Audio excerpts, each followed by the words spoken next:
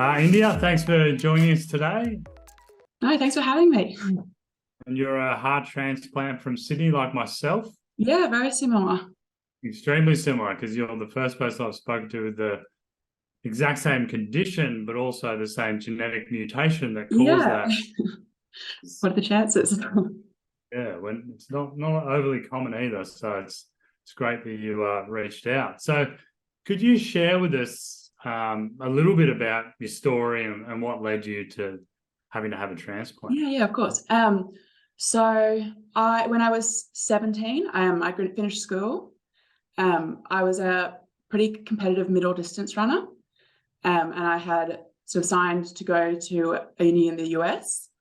So I'd represented Australia a couple of times, and I was meant to be headed over there in September. So I was training for that, and I had an episode of training one day where I passed out.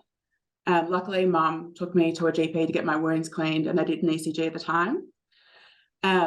So that's sort of we found out I had a problem, but it sort of took a few referrals to figure out what it actually was, because my ECG is not too scary looking. So a few months after that, I was diagnosed with some sort of arrhythmia. They didn't know what it was from, and I got a genetic diagnosis probably a few years following that. But that same year, 2017, I had my first defibrillator put in.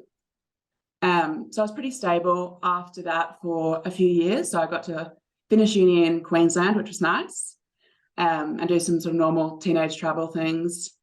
But when I finished uni in 2021, I ended up having a few more episodes where I actually needed the defibrillator sort of multiple times. Then I moved to Sydney for work, and sort of redid all of my general care stuff. So had a stress test, and none of those really went well. So it was pretty obvious that something else had to change. So I had an ablation with epicardial access, and from then I think it was pretty obvious that I was going to need some sort of work done, not to me, but to all the doctors apparently. So I was given referral to see someone else. I opened up the referral letter in the waiting room after putting off the appointment for months and months. This was in November last year. And yeah, I read it in the waiting room and sent it to my mom and thought, oh, you should better read this as well. And it was, referring me to have a transplant. So that's how I got here.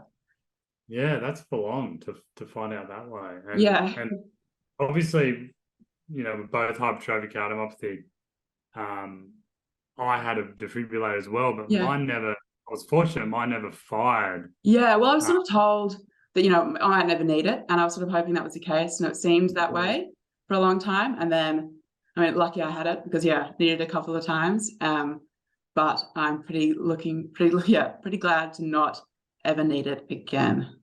Yeah. That's probably a pretty good description.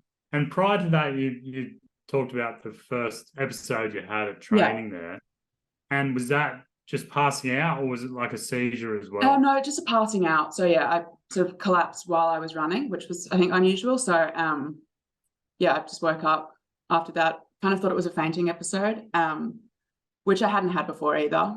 But luckily a switched on GP picked up something wasn't quite right. Yeah.